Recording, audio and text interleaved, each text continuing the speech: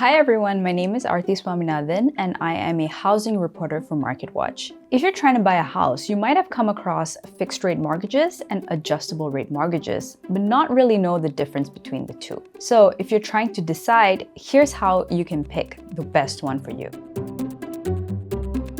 But before we get into the tips, let's talk a little bit about what exactly these two types of mortgages are. So with a fixed rate mortgage, your payments don't really change over a 30-year or a 15-year period. So once you commit to a mortgage and a mortgage rate, that's what you will get for 30 years unless you decide to refinance or do something else with it. With an adjustable rate mortgage, that fixed term is for a set period, which can be 5, 7, or 10 years. And after that, you're going to have payments that vary quite a bit. So after the fixed period, your mortgage rate will go up or down depending on where the market is. Generally, adjustable rate mortgages have a lower mortgage rate than the 30-year. So that gives you some savings up front, but your payments could increase later on. So here are some tips on how you can pick what's right for you.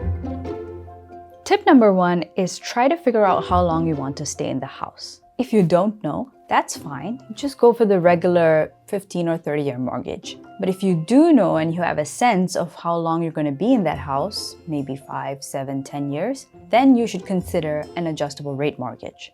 The typical homeowner lives in their house for 10 years, according to the National Association of Realtors. So for that person, if you're moving after 10 years, why not take a mortgage that comes with a lower rate? The second tip is decide how much risk you can tolerate. After the fixed period expires, your mortgage rate can go up, it can go down. There is an uncertainty there. If you can tolerate that uncertainty every 6 months or every year, then maybe you can take an adjustable rate mortgage. But for some people, that anxiety is too much. For those people, it might be better for you to consider a fixed rate mortgage as opposed to an adjustable rate mortgage.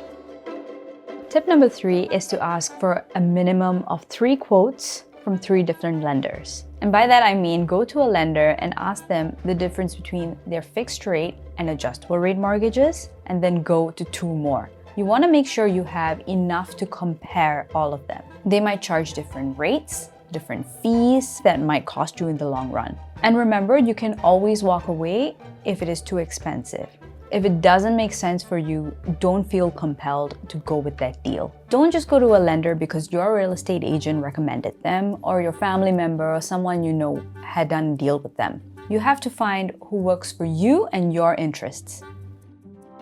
Thanks for watching and hope you feel a little bit more confident in deciding between an adjustable and a fixed rate mortgage. Happy house hunting!